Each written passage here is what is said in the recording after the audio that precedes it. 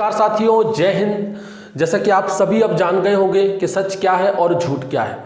10 और 11 तारीख को Madhya Pradesh professional examination board ने कृषि से संबंधित 2 एग्जाम कराए थे, वरिष्ठ कृषि विकास अधिकारी के लिए और ग्रामीण कृषि विस्तार अधिकारी के लिए। दोनों ही एग्जाम में बड़े स्तर पर फर्जीवाड़ा हुआ, इस बात की जानकारी मुझे 11 तारीख की शाम को ही लग गई थी।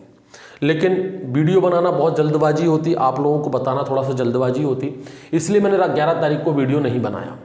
मैंने और इसको अपने लेवल पर पुख्ता किया, अपने जो सोर्स थे उससे जानकारी प्राप्त की, और जब मैं खुद सेटिस्फाई हो गया कि हाँ जानकारी एकदम पक्की है, बड़े स्तर पर घोटाला यहाँ पर हुआ है, बहुत बड़े स्तर पर हुआ है, फिर एक ख्याल मेरे दिमाग में ये भी आया कि अगर मैं इसके ऊपर वीडियो बनाता हूं तो कहीं ना कहीं लोगों में नेगेटिविटी भी जाएगी, क्योंकि अभी एग्जाम हुआ है, उसके एक दिन बाद ही मैं ये कहूं कि इसमें फर्जीवाड़ा हुआ है तो लोग बाग मुझसे ही कहेंगे कि सर आप तो पढ़ाते हो, हम आपका सम्मान करते हैं और आप ही इस तरह की अफवाह फैला रहे हो।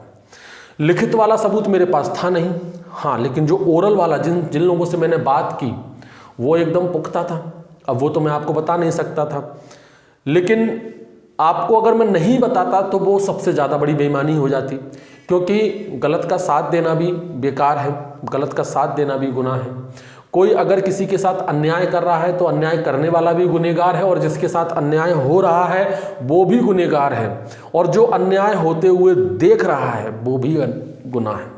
तो मैं तो देख रहा था, मुझे दिख रहा था कि अन्याय तो हो रहा है, इसलिए मैंने वो वीडियो बनाया। बहुत सारे बच्चे मेरे सपोर्ट में भी थे कि सर आप ठीक कह रहे हैं, हमें आपकी बात पर विश्वास है, और बहुत सारे बच्चे ऐसे थे कि सर अभी जल्दबाजी होगी, थोड़ा सा इंतज़ार करें। इतनी जल्दबाजी किसी को नहीं करनी चाहिए कि आपने एक दिन बाद ही कह दिया कि फर्जीवाड़ा हुआ है। तो मैं भी थोड़ा सा इंतज़ार में था कि ठीक है चलो देख लेते हैं। तो मुझे इंतज़ार था मॉडल आंसर की का, मुझे पता था कि व्यापक मॉडल आंसर की तो देता ही देता है, 2-4 दिन बाद मॉडल आंसर की आ जाएगी और सब कुछ अपने आप क्लियर हो जाएगा। जैसे ही मॉडल आंसर की आई और सब कुछ वायरल हो गया, जो मैंने कहा वो सच निकला। अब सभी लोगों को विश्वास हो चुका है और हम सब अब एक हैं, सभी लोगों में यूनिटी आ चुकी है, जो कि बहुत ज़रूरी है, बहुत अच्छी बात है, जो कि होनी चाहिए। तभी हमको सक्सेस मिलेगी, तभी हमको इस अभियान में, हमारे इस आंदोलन में हमको सफलता मिलेगी। मैं भी अपने स्तर पर पूरा प्रयास कर रहा हूँ, जहाँ तक इस आंदोलन में मैं सपोर्ट कर सकता हूँ मैं अपना सपोर्ट दे रहा हूँ।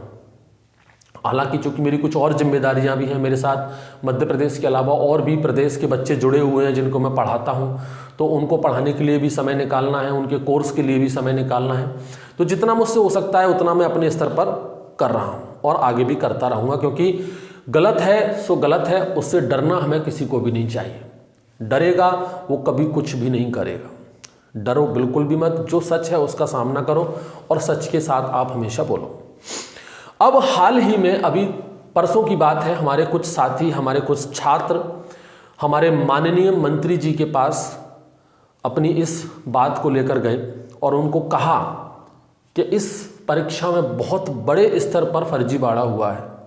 अब चूंकि हमारे जो मंत्री हैं वो हमारे लिए बहुत ज़्यादा सम्माननीय है, क्योंकि वो कृषि मंत्री हैं और हम लोग कृषि छात्र हैं, तो हम उनका बहुत बहुत सम्मान करते हैं। लेकिन जो शब्द उन्होंने कहे, जो वाक्य उन्होंने कहे, वो हमारी समझ से थोड़े से परे हो गए। उन्होंने कहा कि प्रमाण लाइए, हम जाँच करेंगे। ये चीज़ समझ नहीं आई कि आखिर वो क्या चाहते हैं। ये बात उन्होंने हमसे कही है या मीडिया से कही है या अपने पुलिस वालों से कही है? अगर ये बात वो हमसे कह रहे हैं, छात्रों से कह रहे हैं कि प्रमाण लाइए फिर हम जांच करेंगे, तो हम कौन है भाई? हम तो छात्र हैं, हम कोई पुलिस वाले तो नहीं हैं, हम किसी एजेंसी के व्यक्ति तो नहीं हैं, हम कोई सीबीआई वाले तो है नहीं जो जाके प्रमाण लाएं। प्रमाण लाने का काम किसका होता है? पुलिस का होता है, आप सरकार का है, मीडिया का है, वो लाएं प्रमाण। ये तो ठीक वैसा ही हो गया कि मैं किसी थाने में गया और थानेदार से कहा कि साहब बाहर कोई मर रहा है, और थानेदार ने मुझे जवाब में कहा कि प्रमाण लाइए कि वो मर रहा है कि नहीं मर रहा है। भाई हमारा काम था आपको बताना। MPPEB किसकी वेबसाइट है? MPPEB संस्था जो है वो किसकी है? सरकार की है, आपकी ही है। जिन बच्चों के 200 में से 198 195 नंबर आए हैं, जो सबूत सामने आए हैं, वो हमने तो नहीं बनाए, हमने घर बैठ के उनको PDF तो टाइप नहीं की है। वो PDF कहाँ से आई, वो सबूत कहाँ से आया, वो प्रमाण कहाँ से आया है? आपकी संस्था ने ही अपनी वेबसाइट पर अपलोड किया है, वहीं से लाकर हमने आपको दिखाया है कि देखो 200 में से 198। अब किस बात का आपको प्रमाण चाहिए? अब तो आप जांच कराइए ना, प्रमाण तो आपको मिल चुका है। आपकी ही संस्थान जो है, आपकी जो संस्थान है व्यापम, आपकी जो संस्थान है MPPEB जिसका नाम आपने बदल दिया है, वो स्वयं आपको प्रमाण दे रही है कि भाई हाँ इस बच्चे के 200 में से 198 हैं, और हो सकता है 200 में से 200 वाला भी निकल आए, कोई बड़ी बात नहीं है, 200 में से 200 वाला भी हो सकता है, अभी बात सामने आई नहीं है। वो तो अगर MPPEB सब बच्चों के नंबर सार्वजनिक कर दे तो सारा की सारा खेल अपने आप क्लियर हो जाए। तो उसके लिए भी हमें जाना पड़ेगा, RTI वगैरह लगानी पड़ेगी कि MPPEB जो है सभी बच्चों के नाम जो है वो अपनी वेबसाइट पर सार्वजनिक करें। तो जितने भी बच्चे इसमें लिप्त हैं उन सब के नंबर हमारे सामने आ जाएंगे, और उसमें से पक्का मैं कहता हूँ 200 में से 200 वाला भी निकल आएगा, कोई ना कोई तो होगा जो 200 में से 200 नंबर भी लेकर आएगा। तो प्रमाण तो आपकी ही जो संस्था है वो आपको दे रही है, अब तो आपको बस जांच करनी है, जांच कराइए। अब यहाँ पर दूसरा प्रश्न उठता है मीडिया पर। लॉकडाउन में मीडिया का जो दिमाग सो गया है ना, वो पता नहीं क्यों वो एक्टिव नहीं हो पा रहे हैं। बिहार में भी आज से कुछ 4 या 5 साल पहले एक केस हुआ था रूबी राय का, आप लोगों ने सुना होगा, देख लेना यूट्यूब पर जाकर सर्च कर लेना। उस लड़की ने भी फर्जीवाड़ा किया था, बोर्ड एग्जामिनेशन में टॉप आई थी। मीडिया वाले क्या गए थे, मीडिया वाले, वो मामला कैसे उजागर हुआ, कैसे पता चला कि वो रूबी राय फर्जी थी? मीडिया वाले बस उसके घर पहुंचे थे उसको बधाई देने के लिए और उसका इंटरव्यू लेने के लिए। जब मीडिया ने उसका इंटरव्यू लिया तो उसके हाव भाव से, उसकी बातों से पता चल गया कि ये लड़की फर्जी है। ये दिमाग आज मीडिया का काम क्यों नहीं कर रहा है? MPPEB ने अपनी वेबसाइट पर साफ साफ बता दिया है कि भाई इस बच्चे के 200 में से 198 नंबर हैं। तो अब मीडिया क्या चाहती है? मीडिया को बस इतना करना है कि अपने 2 बंदे भेजने हैं, एक कैमरा लेकर और एक माइक लेकर, एक माला खरीद लें और एक मिठाई का डब्बा खरीद लें। माला और मिठाई के डब्बे के पैसे मैं दे दूंगा, बस उस बच्चे के घर चले जाएं जिसके 198 नंबर आए हैं, उसको बधाई देने के लिए सबसे पहले उसको माला पहना दें, मुंह मीठा करा दें और 2-4 क्वेश्चन हम खुद लिख कर दे देंगे, जाकर उससे पूछ लें।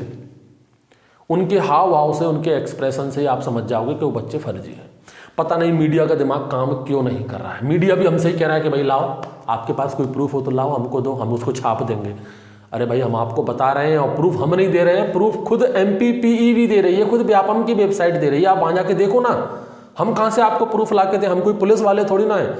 और आपको हमसे ही प्रूफ चाहिए तो हमें कुछ अधिकार दिलवाइए, फिर हमें कुछ संवैधानिक अधिकार दिलवाइए। 2 दिन में आपके सामने प्रूफ ला के रख देंगे। कुछ पुलिस वाले हमको दीजिए, साइबर सेल आपका जो है उसमें कुछ हमें जानकारी दीजिए, हमें उसकी पावर दीजिए। जिन बच्चों ने ये धांधली की है, जिन बच्चों के इतने नंबर आए हैं, उनकी 1 हफ्ते पुरानी डिटेल निकलवा लीजिए, कॉल डिटेल निकलवा लीजिए, व्हाट्सएप चैट निकलवा लीजिए, सारी की चीज़ जो कुछ भी है सब क्लियर हो जाएगा। पर मीडिया का दिमाग भी सोया हुआ है, पता नहीं क्या लॉकडाउन में उनके दिमाग में भी भूसा भर गया है, कुछ सूझ ही नहीं रहा है उनका कि क्या करना चाहिए। वो आइडिया भी हमको देने पड़ रहे हैं वीडियो बनाकर कि भाई मीडिया वालों ये कर लो, ऐसे पता चल जाएगा। पता नहीं क्या है, क्या होगा इस देश का, क्या होगा इस मध्य प्रदेश का, कुछ नहीं समझ में आ रहा है। और सरकार से तो मैं बस यही हाथ जोड़कर विनती करूंगा, अगर आपको ऐसा लगता है कि इस मामले को दबा देंगे, इन बच्चों के ऊपर प्रेशर डालकर इनको चुप करा देंगे, तो वो आपकी गलतफहमी है। कोई भी छात्र चुप नहीं बैठने वाला है। आप अगर हमको 100 वैकेंसी देते हो, उन 100 में से अगर 10% वैकेंसी आप बेच देते हो ना, तो किसी को कोई समस्या नहीं होती। लेकिन आपने तो 100 की 100 वैकेंसी बेच दी, लगभग 850 पद आपने निकाले और पूरे की पूरे पद बेच दिए। उसमें से 40-50 पद भी बिच जाते, हालांकि वो भी गलत है, एक पद भी उसमें से बिचना नहीं चाहिए। सबकी सब जितने बच्चों ने मेहनत की है वो सब पूरे पद उन्हीं के लिए होने चाहिए। लेकिन आपने कुछ पोस्ट जो है वो पैसों से बेच दी। ठीक है, ऐसा हर बार होता होगा, हम भी समझते हैं कि ऐसा हर बार होता होगा। 8-10 सीटें तो हर बार हर एग्जाम में बिकती होंगी, लेकिन पूरी की पूरी सीटें बेच दी, ये तो बहुत ज़्यादा हो गया। इतना भी क्या करना? फर्जीवाड़ा भी एक लिमिट में किया जाता है, नकल भी एक लिमिट में की जाती है जिससे कोई पकड़ ना सके। आपने तो अनलिमिटेड कर दिया, मतलब कि अंधा भी देख ले कि हाँ फर्जीवाड़ा हुआ है। 100 की 100 सीटें बेच दी आपने, तो 100% पूरी की पूरी सीटें बेच दी, कोई परसेंटेज नहीं, सबकी सब बेच डालो, पूरा पैसा ले लो। तो वो चीज़ नहीं होनी चाहिए थी। आपको अगर ऐसा लगता है कि ये मामला दब जाएगा, इन कृषि छात्रों पर दबाव बनाकर इनको चुप करा दिया जाएगा, तो वो आपकी गलतफहमी है। जांच तो आपको करवानी ही पड़ेगी, और जितनी जल्दी आप इसकी जांच करवा देंगे उतना ही आपको और आपकी सरकार को भी फायदा होगा, क्योंकि जितना ज़्यादा आप लेट करेंगे उतनी ही छवि आपकी और आपकी सरकार की हमारी नज़रों में गिरती जाएगी। ये आपकी जिम्मेदारी है। मेरे चैनल पर कुछ 23 से 24 हज़ार लोग जुड़े हुए हैं, और उसमें से करीबन 7 से 8 हज़ार लोग मध्य प्रदेश के होंगे, और मेरे बाकी के जितने भी छात्र हैं मध्य प्रदेश के, उन सभी की तरफ से और मैं अपनी तरफ से आपसे हाथ जोड़कर विनती करता हूं कि इस मामले को गंभीरता से लें, गंभीरता से लें इस मामले को। ये कोई छोटा मोटा मामला नहीं है, ये बड़े स्तर का फर्जीवाड़ा हुआ है और आपको इस पर सख्त कार्रवाई करनी होगी। और यहाँ पर ऐसे छात्र जो कृषि से संबंधित नहीं है उनसे भी मैं यही कहूँगा, देखो व्यापम को या एमपीपीवी का हो या उसमें जो अधिकारी कुछ बैठे हुए हैं जो करप्ट हैं, उनको तो पैसे कमाने हैं। आप अगर जो नॉन एग्रीकल्चर वाले बच्चे हैं वो ये सोचते हैं कि हमारा इससे क्या लेना देना, ये तो एग्रीकल्चर वालों का मामला है, तो वो गलत सोचते हैं। ये एग्रीकल्चर का मामला नहीं है, ये उन सभी विद्यार्थियों का मामला है जो व्यापम से जितनी भी परीक्षाएं हो रही हैं उसमें सम्मिलित हो रहे हैं। क्योंकि व्यापम को एग्रीकल्चर वालों से कोई दुश्मनी नहीं है कि एग्रीकल्चर वालों के ही पेपर हमें लीक करवाने हैं, उन्हीं से पैसा कमाना है। उनको तो सिर्फ पैसा कमाना है, चाहे पेपर किसी का भी लीक करवाओ। तो अगर एक संस्था किसी एक एग्जाम का पेपर लीक करवा सकती है तो आपके एग्जाम, आपकी जो परीक्षाएं जो एग्रीकल्चर के नहीं है उनके भी लीक हो सकते हैं। हो सकता है जो परीक्षाएं पिछले हो चुकी हैं उनके पेपर भी लीक हुए हों, हो सकता है आने वाली जो परीक्षाएं उनके पेपर भी लीक हो सकते हैं। तो ये हम सभी की जिम्मेदारी है, इसमें सिर्फ एग्रीकल्चर वाले बच्चे नहीं, बाकी के जो नॉन एग्रीकल्चर के बच्चे हैं उनकी भी पूरी जिम्मेदारी बनती है कि वो इस आंदोलन में शामिल हों और पूरा समर्थन दें, सरकार के ऊपर दबाव बनाएं कि वो इसको और इसकी बिल्कुल निष्पक्षता के साथ जांच करें। पिछले जो एग्जाम हुए हैं उनको भी आप संज्ञान में लें। हमने तो वो एग्जाम दिए नहीं है, एग्रीकल्चर वाले बच्चों ने किसी ने दिए हो तो पता नहीं, बहुत सारे बच्चे जो पहले एग्जाम हो चुके हैं उस पर आप जानकारी लें, वहाँ से आप जानकारी इकट्ठा करें।